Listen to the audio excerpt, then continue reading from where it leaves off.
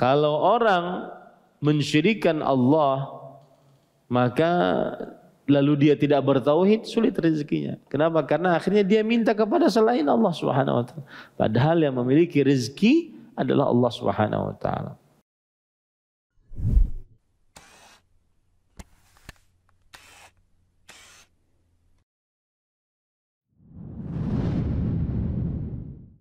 Assalamualaikum warahmatullahi wabarakatuh.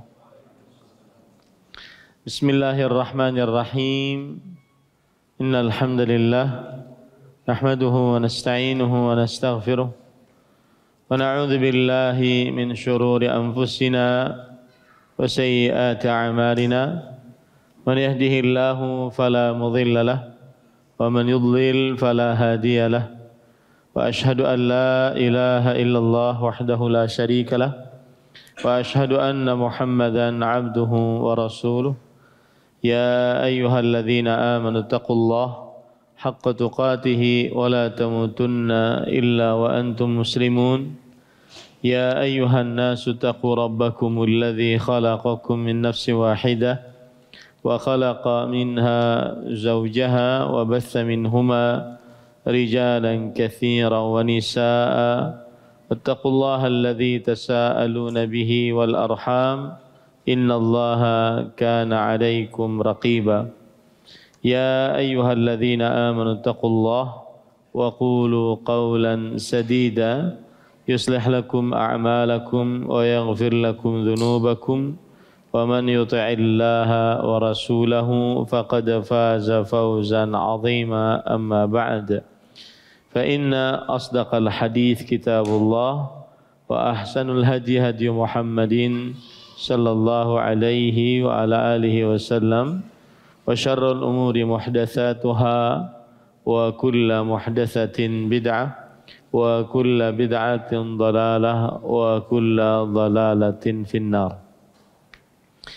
Alhamdulillah, kita bersyukur pada Allah Subhanahu wa taala pada hari ini, hari Sabtu malam Ahad 26 Zulhijjah 1444 Hijriah.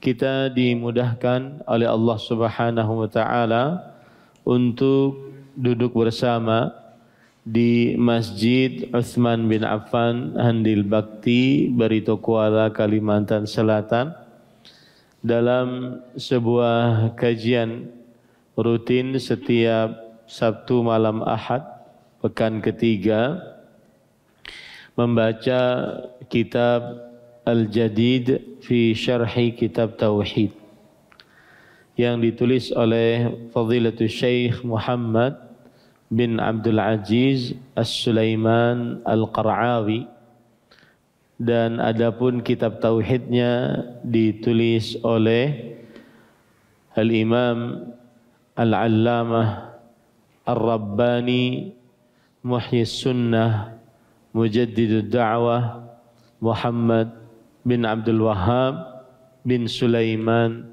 bin Ali bin Muhammad bin Ahmad bin Rashid At-Tamimi rahimahullah.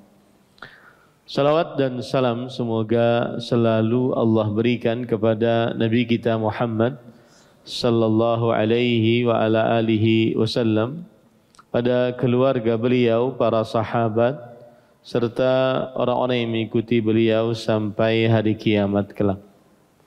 Dengan nama-nama Allah yang husna dan sifat-sifatnya yang ulia, kita berdoa, Allahumma inna nas'aluka ilman nafi'an wa rizqan tayyiban wa amalan mutaqabbala. Allahumma amin. Ahibati fillah, afanillah wa iyyakum, jamaah Masjid Utsman bin Affan Handil Bakti, Barito Kuala, Kalimantan Selatan, yang saya cintai karena Allah. Semoga Allah Subhanahu wa taala selalu memberikan afiat kepada kita di dunia dan di akhirat. Pada kesempatan kali ini kita memulai mempelajari kitab Tauhid, yang mana kitabnya terjemahannya dipegang oleh masing-masing Dan ibu-ibu saya juga berharap sudah ada, dan saya minta 1 eksemplar. Dan dari kitab Tauhid ini kita ada syarah-syarah penjelasan, kitab penjelasan terhadap kitab Tauhid ini. Dan insyaallah ta'ala kita akan sangat fokus dengan kitab ini insyaallah ta'ala. Taib. Adapun syarah yang kita baca adalah kitab Al-Jadid fi Syarhi Kitab Tauhid yang ditulis oleh tadi Muhammad bin Abdul Aziz As-Sulaimani Al-Qar'awi. Baik. Adapun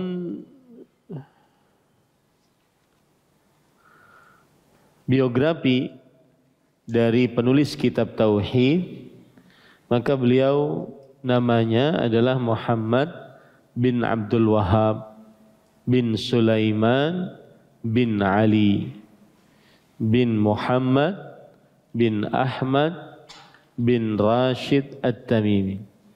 Muhammad bin Abdul Wahhab bin Sulaiman bin Ali bin Muhammad bin Ahmad bin Rashid At-Tamimi. Ini adalah penulis kitab Tauhid yang kita baca kitabnya. Kemudian beliau dilahirkan pada tahun 1115 Hijriah di sebuah daerah bernama Uyainah. Dan Uyainah termasuk dari daerah Najd. Uyainah termasuk dari daerah Najd. Najd yang dimaksud di sini adalah Najd yang berada di daerah Riyadh, Qasim dan sekitarnya. Bukan Najd yang disebutkan dalam hadis Rasul sallallahu alaihi wasallam bahwa nanti akan keluar dari daerah Najd fitnah, yaitu hal-hal yang genting yang menghantarkan kepada kehancuran di hari kiamat. Nah, bukan itu. Tetapi Najd yang dimaksud di sini adalah Najd yang ada di Jazirah Arab, yaitu di sekitar Riyadh dan Qasim kalau di zaman sekarang. Kemudian beliau menghafal Al-Quran sebelum baligh. Jadi di bawah umur kebalighan. Baligh umur 15 dan beliau menghafalnya adalah sebelum umur 10 tahun. Dan beliau termasuk dari orang yang sangat tajam pemahamannya, cepat untuk memahami sesuatu. Kemudian guru beliau adalah ayah beliau, dan yang selainnya yang beliau datangi dari daerah-daerah, di antaranya yaitu daerah Basrah, kota yang ada di Irak, kemudian Hijaz, Mekah dan Madinah, kemudian Al-Ahsa, yaitu timurnya Arab Saudi, dan di antara syekh beliau adalah Muhammad Hayat As-Sindi Al-Madani, kemudian Syekh Ismail Al-Ajluni, Syekh Ali Afandi Ad-Daghestani, Syekh Abdullah bin Ibrahim An-Najdi, Syekh Muhammad Al-Majmu'i, dan yang lain-lainnya. Kemudian beliau dipuji oleh para ulama rahimahumullah ta'ala, di antaranya Syekh Abdul Qadir bin Badran Ad-Dimashqi, bahwa beliau berkata, walamma imtala'a wa tabahu minal athar wa alima sunnah wa bara'a fi madhhabi al-imam Ahmad, akhadha yansuru al-haqqa wa yuharibu al-bid'a wa yuqawimu ma adkhalahu al-jahilun fi hadha ad-din al-hanif wa syari'ati as-samhah wa lam yazal muthabiran 'ala ad-da'wah hatta tawaffahu Allah. Yang artinya, dan ketika beliau sudah memiliki ilmu dan mengetahui sunnah-sunnah Rasul sallallahu alaihi wasallam, mendalami madhab Imam Ahmad, jadi Syekh ini di atas madhab Imam Ahmad dalam perihal fikih dan juga akidah. Maka akhirnya Syekh Al-Imam Muhammad bin Abdul Wahhab rahimahullah, beliau memperjuangkan kebenaran, memerangi perbuatan-perbuatan bid'ah, dan juga menegakkan agama Islam yang lurus ini sampai diwafatkan oleh Allah Subhanahu wa taala. Adapun tulisan-tulisan beliau, di antaranya kitab tauhid yang kita baca sekarang ini, kemudian Kasyfus Syubhat, yaitu kitab yang menyanggah argumentasi orang-orang yang mensyirikkan Allah Subhanahu wa taala. Biasanya kita baca itu setelah membaca kitab tauhid ini. Kemudian kitab Usulul Iman, pokok-pokok keimanan. Lalu ada kitab Fadhailul Islam, keagungan Islam. Lalu ada kitab Fadhailul Quran, keagungan-keagungan Al-Quran. Lalu ada kitab Mukhtasar As-Sirah, ringkasan sejarah Nabi Muhammad sallallahu alaihi wasallam, dan lain-lainnya. Dan beliau wafat pada tahun 1206 Hijriah. Kita sekarang 1444.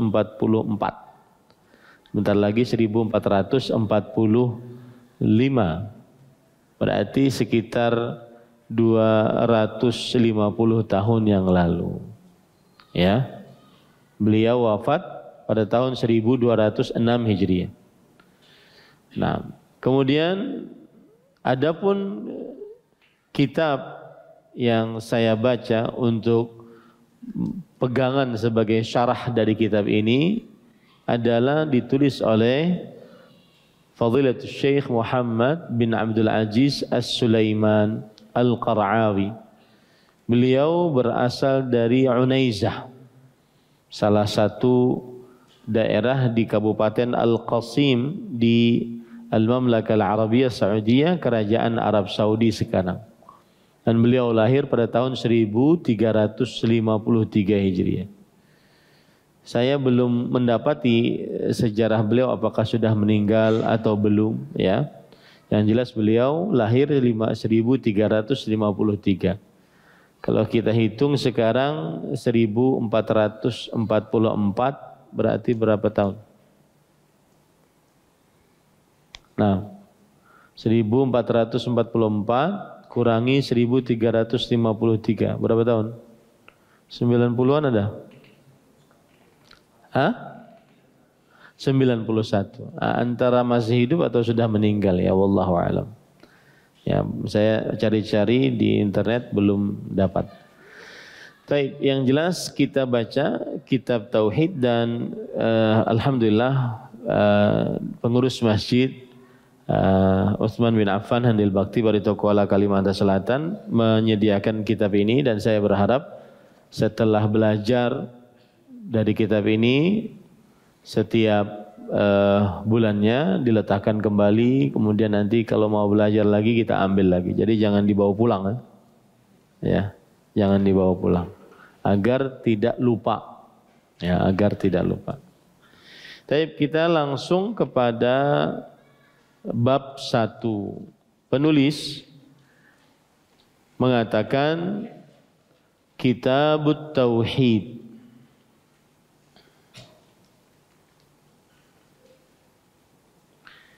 Baik. Penulis mengatakan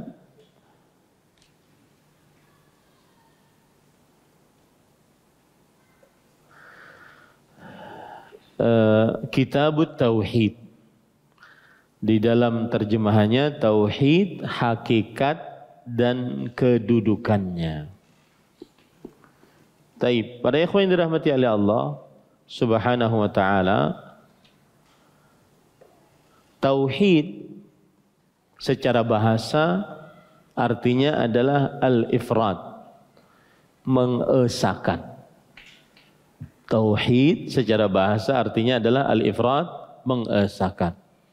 Adapun secara istilah syariat adalah tafarrudullahi ta'ala birrububiyyati wal ilahiyyati wa kamalil asma'i was sifat. Mengesakan Allah Subhanahu wa taala dengan kekuasaan, peribadatan, dan kesempurnaan nama-nama dan sifat-sifat Allah Subhanahu wa taala. Jadi tauhid maksudnya adalah menjadikan Allah Subhanahu wa taala satu-satunya yang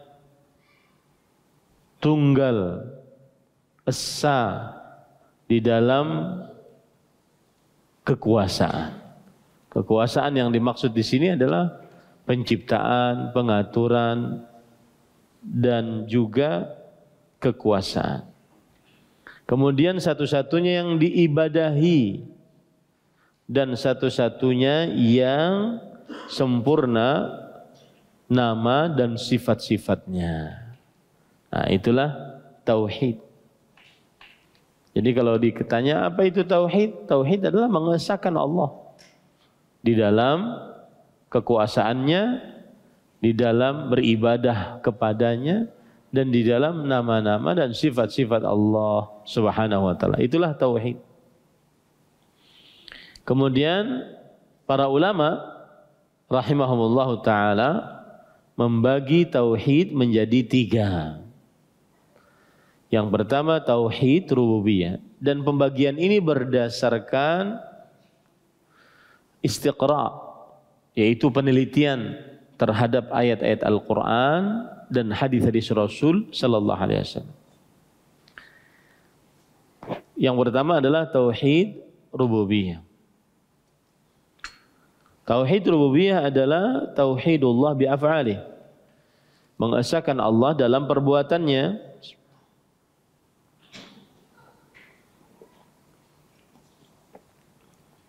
Maksudnya hanya Allah Subhanahu wa taala yang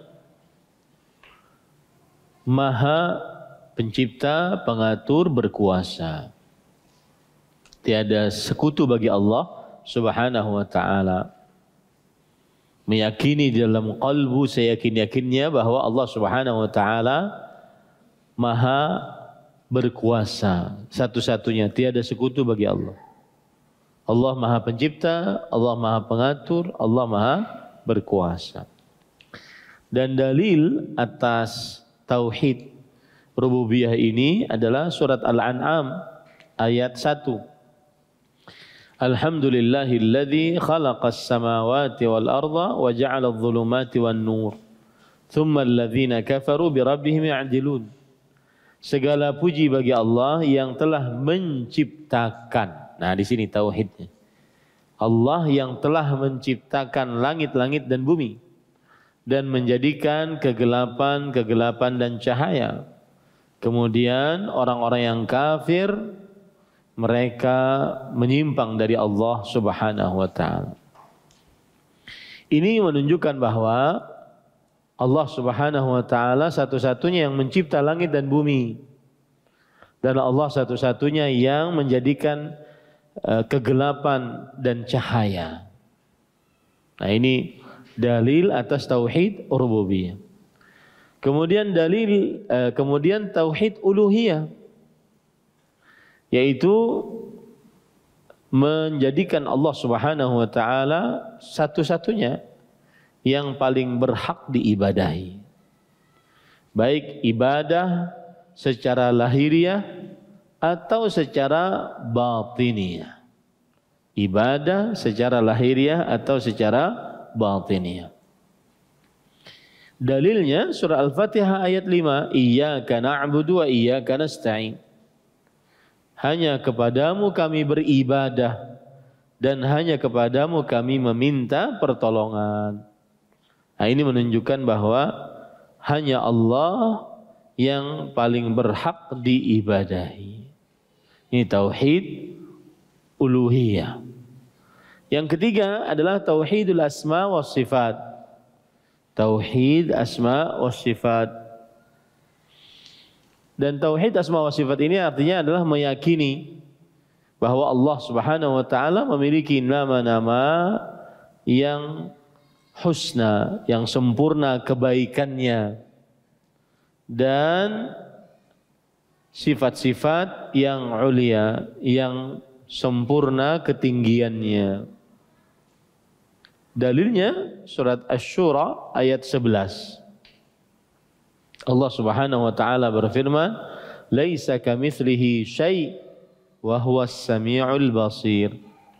Yang artinya tidak ada sesuatu apapun yang semisal dengan Allah Subhanahu wa taala, dan Allah Maha mendengar, Maha melihat. Nah, inilah tiga dari tauhid. Taib, para ikhwan yang dirahmati oleh Allah, kemudian penulis kitab tauhid Al-Imam Syekhul Islam Muhammad bin Abdul Wahhab rahimahullah membawakan dalil pertama, yaitu surat Az-Zariyat ayat 56. Wa qala Allah Ta'ala wa ma khalaqatul jinna wal insa illa liya'budun. Yang artinya, dan firman Allah Subhanahu wa taala, dan aku tidak menciptakan jin dan manusia melainkan supaya mereka beribadah kepadaku. Penulis kitab Al-Jadid fi Syarh Kitab Tauhid mengatakan al-jin alamun mustatirun 'anil anzar. Artinya alamun mustatarun 'anil anzar, yaitu jin adalah sebuah alam yang terhalang dari pandangan kasat manusia, pandangan mata manusia. Itu jin. Dan sebagai tambahan, jin adalah makhluk yang diciptakan oleh Allah Subhanahu wa taala dari api. Sebagaimana firman Allah Subhanahu wa taala, wa khalaqal janna min marijin min nar. Dan Allah telah menciptakan jin dari lahap-lahap api, maksudnya dari ujung-ujung api. Ini disebutkan oleh Allah Subhanahu wa taala dalam surat Ar-Rahman ayat 15. Nah, itu jin. Dan jin ini diciptakan oleh Allah sebelum manusia. Ya. Diciptakan oleh Allah Subhanahu wa taala sebelum manusia. Sebagaimana firman Allah dalam surat Al-Hijr ayat 27. Wal janna khalaqnahu min qablu min naris samum. Dan jin kami ciptakan, sebelum manusia dari api yang sangat panas. Dari api yang sangat panas. Nah, kemudian penulis mengatakan al-ins hum banu Adam. Di sini tadi disebutkan menciptakan jin dan manusia. Manusia itu siapa? Manusia adalah anak keturunan Adam. Dan Adam diciptakan dari tanah. Ya, Adam diciptakan dari tanah. Kemudian di sini disebutkan, dan aku tidak menciptakan jin dan manusia melainkan supaya mereka beribadah kepadaku. Penulis berkata, ya'budun ay yuwahhidun wal ibadatu ismun jami'un li kulli ma yuhibbuhu Allah wa yardahu min al-aqwali wal a'mali adh-dhahirati wal batinah. Supaya mereka beribadah. Ibadah di sini maksudnya adalah mentauhidkan Allah dalam ibadah. Nah, gitu ya. Ibadah di sini maksudnya adalah mentauhidkan Allah dalam ibadah. Ibadah sendiri itu pengertiannya apa? Disebutkan oleh penulis sebuah kata yang mencakup seluruh apa saja yang dicintai oleh Allah dan diridainya, baik berupa ucapan atau perbuatan. Ucapan seperti apa? Zikir, baca Quran, berdoa, amar ma'ruf, nahi mungkar, memberi nasihat, ini ucapan. Ini ibadah semua itu.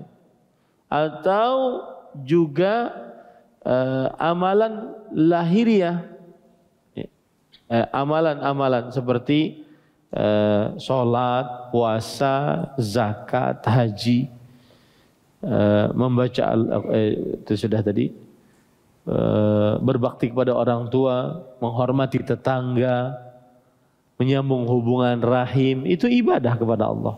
Karena itu dicintai dan diridai oleh Allah Subhanahu wa taala. Baik yang nampak ataupun yang tersembunyi. Baik yang dilihat oleh manusia ataupun yang tersembunyi dalam qalbu. Seperti ibadah dalam qalbu misalkan rasa syukur, rasa sabar, rasa tawakal, rasa takut, rasa harap. Ya, seperti itu. Itu adalah ibadah. Kemudian para ikhwan yang dirahmati oleh Allah Subhanahu wa taala, lalu penulis berkata, Asy-Syarhul Ijmali. Nah, sebelum saya lanjutkan perkataan penulis, ayat ini yang disebutkan dalam kitab kita seperti itu. Ya, ma khalaqtul jinna wal insa illa liya'budun. Nah, tetapi kalau kita baca lanjutannya ayat 57, 58 menarik. Ya, saya bacakan lanjutannya. Ma uridu minhum min rizq wa ma uridu an yut'imun innallaha ar-razzaqu dzul quwwatil matin. Yang artinya aku tidak menginginkan, kata Allah, dari manusia rezeki. Allah enggak perlu rezeki. Nah, kenapa kita beribadah? Apakah Allah memerlukan ibadah kita? Tidak. Allah tidak memerlukan rezeki.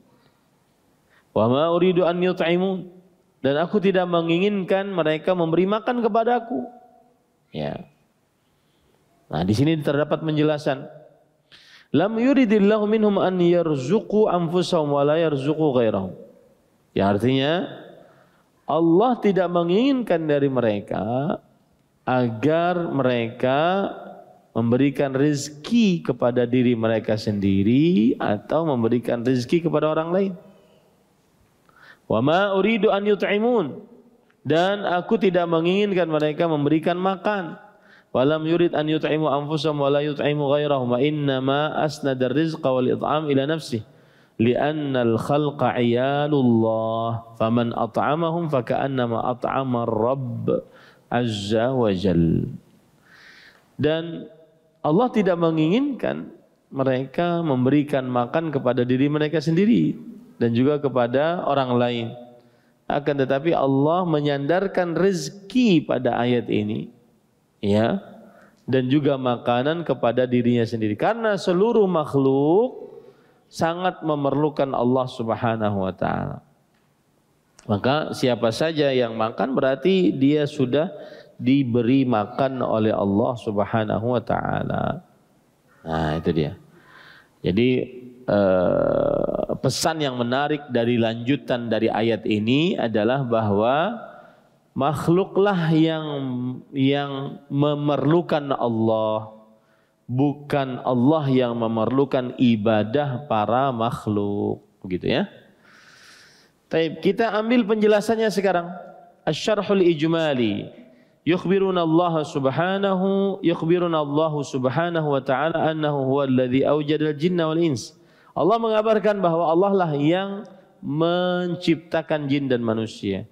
Wa annal hikmata min ijadihim hiya ifraduhu bil ibadah wal kufru bima siwahu wa annahu lam yakhluqhum limaslahati nufudhin lidzati wa innama awjadahum lil ibadah. Dan hikmah dari adanya atau pengadaan jin dan manusia adalah mengesahkan Allah dalam ibadah dan kufur dengan apa yang diibadahi selain Allah Subhanahu wa taala. Allah tidak menciptakan manusia untuk kepentingan diri Allah Subhanahu wa taala. Ya, akan tetapi Allah menciptakan manusia agar mereka beribadah kepada Allah. Jadi itu ingat baik-baik. Ibadah itu adalah perintah Allah. Allah memerintahkan kita untuk beribadah bukan karena Allah memerlukan ibadah kita. Wa takaffala bi arzaqihim wa huwa sadiqun bi wa'dihi qadirun ala tahqiqihi li'annahu qawiyyun matin. Dan Allah menjamin rezeki-rezeki yang beribadah kepadanya. Nah ini sering para ulama mengatakan tauhid adalah pelancar rezeki. Ada perkataan menarik kemarin saya baca dari perkataan Syekhul Islam Taimiyah rahimahullah. Beliau mengatakan la tutlabur rizq illa fi mawadhi'it tauhid.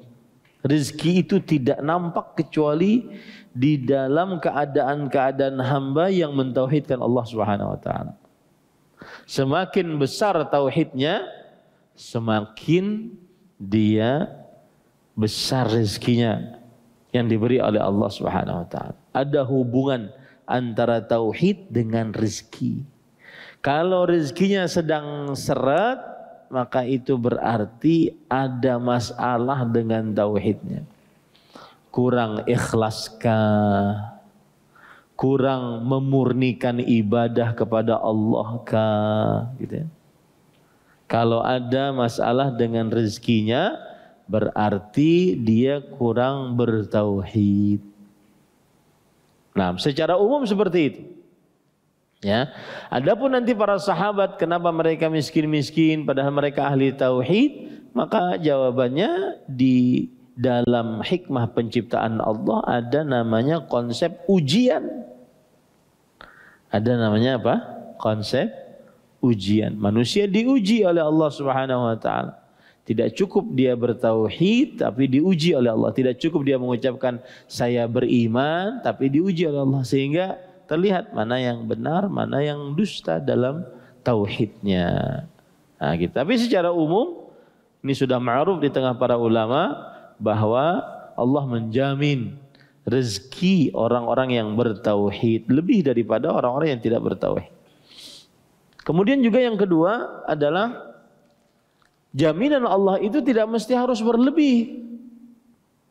Karena sebagian orang mengcompare bahwa itu orang kafir tidak bertauhid tapi luas rezekinya. Maka jawabannya adalah mereka diberikan istidraj oleh Allah. Penguluran waktu oleh Allah Subhanahu wa taala. Sehingga diberi nikmat tetapi mereka gunakan untuk bermaksiat. Diberi nikmat gunakan untuk bermaksiat, akhirnya mati di atas su'ul khatimah. Akhir hidup yang buruk. Semakin berat siksanya di akhirat. Ya. Adapun yang bertauhid, jika dia masih miskin, maka itu berarti ujian dari Allah Subhanahu wa taala. Nah. Taib, ahibati fillah, afanillahu iyyakum. Lalu penulis mengatakan al-fawaid, faidah dari ayat ini yang kita baca tadi. Awalan, annal hikmata min khalqil jinni wal ins hiya ifradullahi bil ibadah. Hikmah dari penciptaan jin dan manusia adalah mengesahkan Allah dalam ibadah. Dan hikmah ini terus diingat di dalam qalbu kita, di dalam sanubari kita, dalam pikiran kita selalu. Karena fungsinya banyak. Ya, kapan kita sedang terlena dengan dunia, melalaikan perintah gara-gara ingin mencari harta tahta wanita, melanggar maksiat yang dilarang oleh Allah gara-gara hanya ingin dunia, harta tahta wanita, maka pada saat itu ingat hikmahnya. Oh, hikmahnya aku di sini untuk beribadah. Maka kembali lagi dia di atas jalan. Ya. Oh, kadang ada orang yang terlalu melalaikan perintah-perintah Allah. Sholatkah, puasakah, zakatkah, hajikah, ya, berumrohkah, selalu dia melalaikan, terlalu melalaikan. karena mencari dunia. Ada mungkin di kota-kota besar, kita jarang mungkin di Banjarmasin. Kota-kota besar mereka sholat kadang di jamak demi kerja. Dan itu hampir dilakukan setiap hari. Jamak Isya Maghrib. Ya. Kenapa? Karena pulang jam 5, sebentar lagi Maghrib. Sedangkan sayang menunggu bus sudah datang, kemudian dia akhirnya terlambat sholat maghribnya. Sholat maghribnya di luar waktu dijamak dengan isya. Jika itu dilakukan setiap hari tidak sah. Ya, jamak itu identik dengan hajah dan darurah. Darurat dan hajat. Bukan identik dengan hawa nafsu atau kesulitan biasa, bukan. Nah, ini kalau ada orang seperti itu, dia lupa tujuannya, maka ingat, oh tujuan saya di sini untuk ibadah.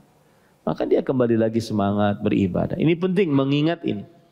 Tsaniyan itsbatu wujudil jin. Dari ayat ini kita ambil pelajaran adalah penetapan keberadaan jin. Jin ada. Ada sebagian di zaman sekarang yang lebih mengedepankan akal, rasio, logika, perasaan, ya, menolak keberadaan jin dan menolak hakikat sihir. Dan di zaman sekarang muncul itu. Dan itu salah satu as-sira' bainal haqqi wal batil fi hadzal zaman. Yaitu pertempuran antara hak dan kebatilan di zaman ini. Yaitu orang-orang menyebarkan kebatilan dengan mudah, menolak keberadaan jin di antaranya. Padahal di dalam ayat Al-Quran, hadis Rasul ditetapkan. Dan mereka menyebarkan akidah itu. Maka harus ada yang melawan. Bahwa benar adanya sihir, benar adanya jin.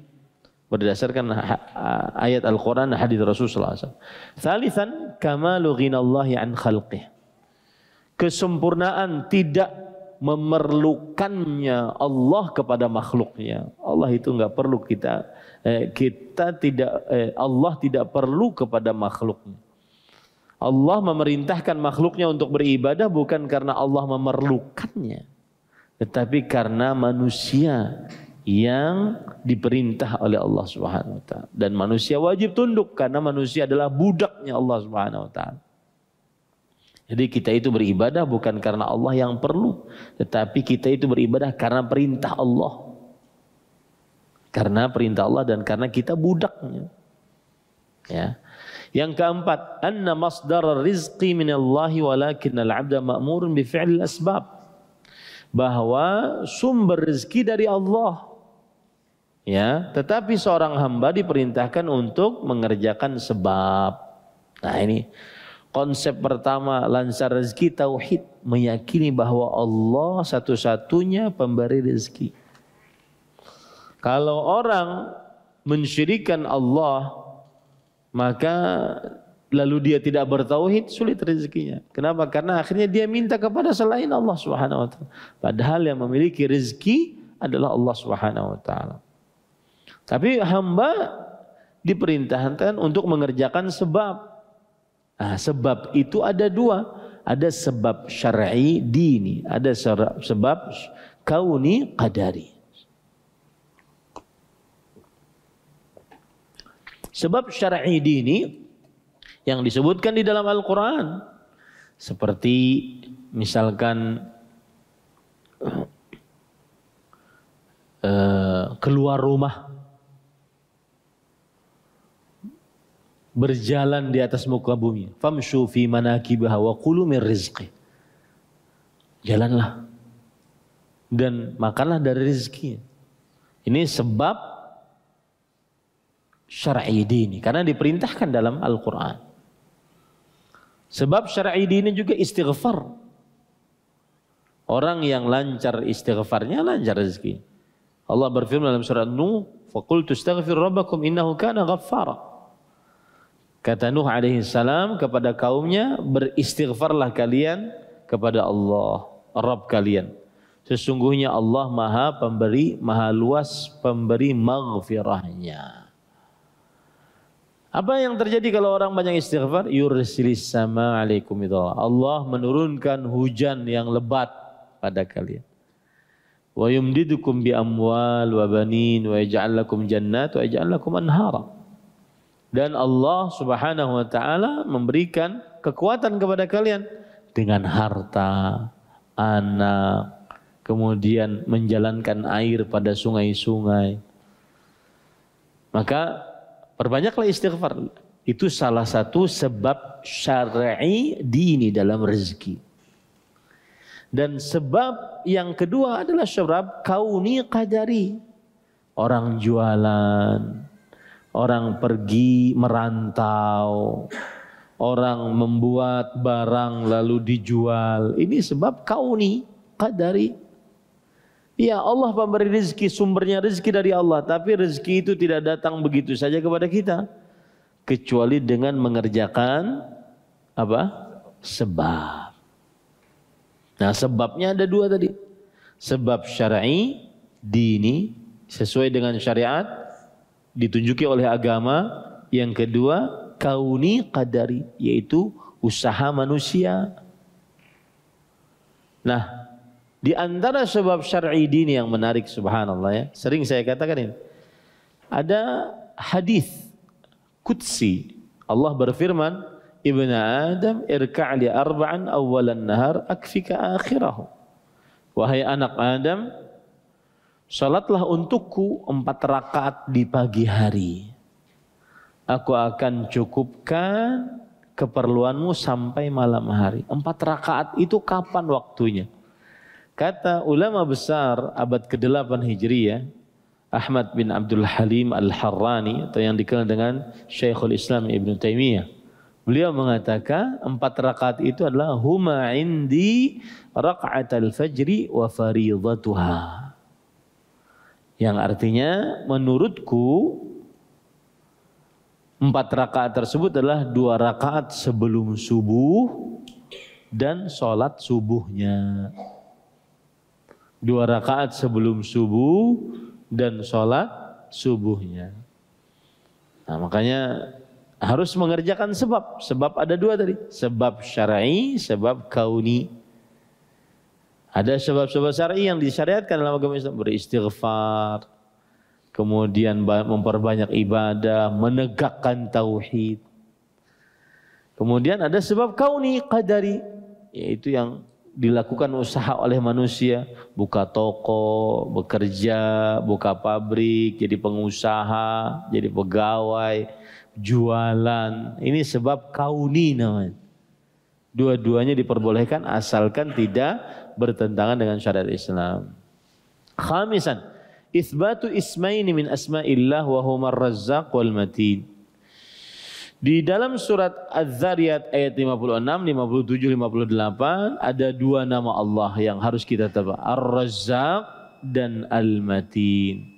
Ar-Razzaq artinya adalah katsir rizq li khalqih. Rezekinya banyak. Ar-Razzaq, rezekinya banyak, tidak terputus. Yarzuqu marratan ba'da ukhra, memberikan rezeki tanpa batas. Itu Allah. Makanya aneh kadang ada orang meminta rezeki dari selain Allah, padahal Allah adalah Ar-Razzaq. Nah, dan nama ini tidak boleh manusia bernama dengannya. Razak. Ya, ada nggak teman antum namanya Razak di awal dan sebelumnya tidak ada Abdur Razzaq? Ada? Nah, ini nggak boleh. Kenapa? Karena itu nama khusus milik Allah Subhanahu wa taala. Razzaq. Ya, tidak ada yang maha luas rezekinya kecuali Allah Subhanahu wa taala. Berarti kita ambil pelajaran dari ayat ini, Az-Zariyat ayat 56, ada 5 pelajaran. Yang pertama, hikmah dari penciptaan jin dan manusia adalah mengesahkan Allah dalam beribadah. Yang kedua, tetap tetapnya keberadaan jin, artinya jin itu memang benar adanya. Ya, yang ketiga, kesempurnaan bahwa Allah tidak memerlukan sama sekali makhluk-makhluknya. Kemudian yang keempat, mau rezeki maka mintalah kepada Allah, tetapi harus mengerjakan sebab. Ya, sumber rezeki datang dari Allah, tapi harus mengerjakan sebab. Yang kelima adalah menetapkan nama Allah, yaitu Ar-Razzaq dan Al-Matin. Nama Allah Ar-Razzaq dan Al-Matin. Dan sudah saya singgung tadi sedikit, tidak boleh bernama dengan nama yang khusus milik Allah. Seperti misalkan Razzaq yang maha banyak rezekinya, itu khusus milik Allah, tidak boleh manusia bernama dengannya. Seperti juga Khaliq, maha pencipta, itu khusus milik Allah. Tidak boleh manusia bernama dengannya. Makanya Allah berfirman, "Qul hal min khaliqin yarzuqukum minas sama'?" Hal min khaliqin ghairullah yarzuqukum minas sama. Katakanlah wahai Muhammad sallallahu alaihi wasallam, adakah dari pencipta selain Allah yang memberikan rezeki kepada kalian dari langit? Nah, ini tidak ada. Ya, makanya tidak boleh kita memberi nama anak Razzaq kecuali di depannya ada Abdur Razzaq. Ya. Nah, terakhir pada ayat ini munasabatul ayati lit-tauhid, yaitu hubungan surah Az-Zariyat ayat 56 dengan tauhid. Apa hubungannya? Haitsu dallatil ayatul karimatu ala anna al-hikmata min khalqil jinni wal ins hiya ifradullahi bil ibadah wal kufru bima siwa. Hubungan ayat ini dengan tauhid adalah ayat yang mulia ini menunjukkan bahwa hikmah penciptaan jin dan manusia adalah mengesahkan Allah dalam ibadah dan kufur terhadap selain Allah. Nah, ini harus ada dua macam. Ini papan tulis atau apa nih? Masya Allah. Mana pengurusnya? Ya, Mas Haikal. Oh, Mas Haikal. Ya, dibersihkan. Taib. Tauhid itu, at-tauhid, tauhid tidak akan jadi tauhid kecuali dengan dua rukun. Ya, tauhid tidak akan jadi tauhid kecuali dengan dua rukun. Yang pertama adalah ibadatullah wahdahu, beribadah kepada Allah semata.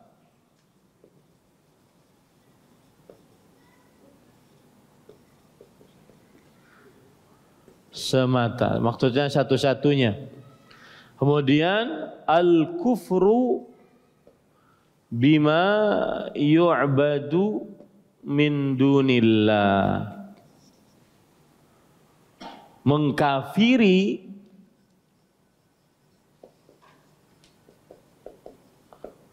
Tuhan selain Allah yang diibadahi. Tidak akan sempurna tauhid seseorang kecuali dengan dua ini. Meskipun dia sholat, doa hanya kepada Allah, tapi di dalam kalbunya masih ada pinanya Yesus tu bujur ya. Itu kan boleh itu. Ada boleh itu. Wajib kufur terhadap Tuhan selain Allah. Tidak boleh ragu. Ya. Tidak boleh ragu. Wajib kufur. Tauhid tidak dikatakan tauhid kecuali dengan ini. Makanya kan di dalam kalimat tauhid ada dua ini. La ilaha. Kemudian illallah. Ini yang disebut dengan Ini rukun an-nafi, peniadaan. Dan ini rukun al-itsbat, penetapan. Meniadakan Tuhan selain Allah, menetapkan hanya Allah Tuhan yang diibadahi. Nah, ini di mana nih? Yang dua ini. Nah, ini al-itsbat di sini. Ini illallahnya di sini. Ya, kemudian di sini an-nafyu. La ilahanya di sini. Harus ada itu. Orang kalau cuma illallah, enggak sah tauhidnya. Hanya Allah. Tidak sah tauhid. Harus kufur kepada selain Allah. Ya, harus kufur kepada selain. Dan itu nanti dijelaskan kalau saya sudah niatan kan di masjid ini, alhamdulillah sudah berjalan. Pertama kita belajar usul thalatha, kemudian qawaidur arba'. Sekarang kita naik kepada kitab tauhid. Mudah-mudahan ini selesai. Nanti kita naik kepada kasyfus syubhat, naik kepada pembatal-pembatal keislaman, nawaqidul Islam. Nawaqidul Islam ada pembicaraan ini, pembatal-pembatal keislaman. Orang yang ragu terhadap kafirnya orang kafir, musyriknya orang musyrik, kafir.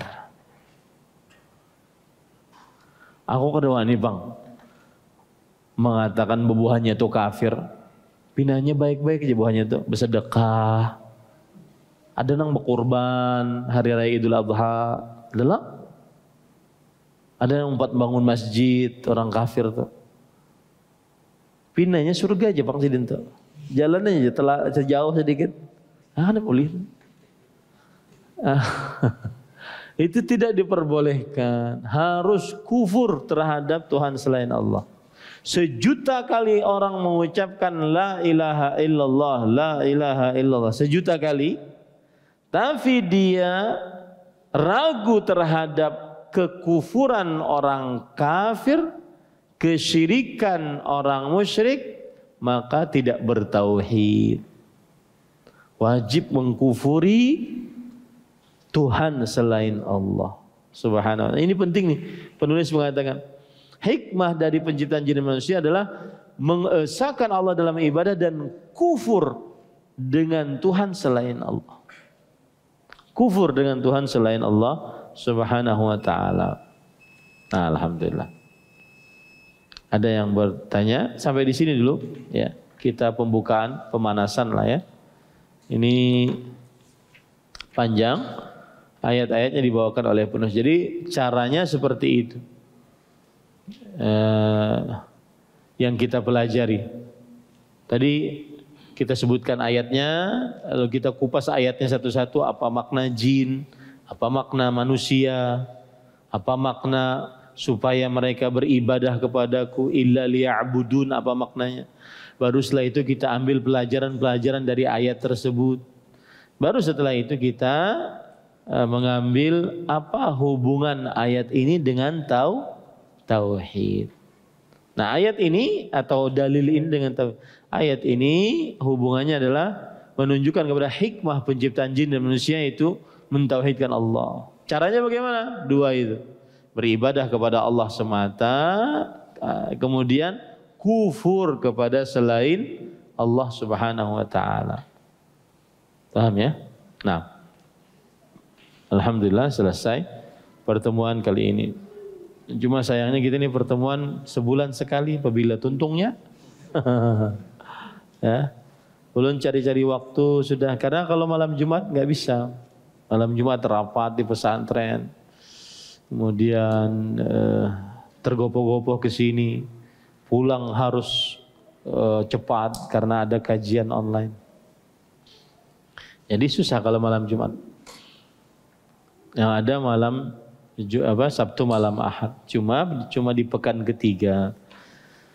Kita jalani dulu. Mudah-mudahan nanti ya ada waktu yang benar-benar kita setiap pekan bisa berhadir. Yang jelas habis belajar ini kumpulkan lagi di situ. Jangan dibawa bulik, jangan dikasih ngaran. Ya. Lain ampun biannya pun masjid. Ya. Taib. Wallahu alam, sallallahu nabi Muhammad, walhamdulillahi rabbil alamin. Subhanakallah bihamdik, asyhadu an la ilaha illa anta astaghfiruka wa atubu ilaik. Wassalamualaikum warahmatullahi wabarakatuh. Terima kasih. Jazakumullah khairan wa barakallahu fikum. Video ini dibuat atas partisipasi dari donasi Anda. Semoga menjadi amal jariah bagi Anda semuanya.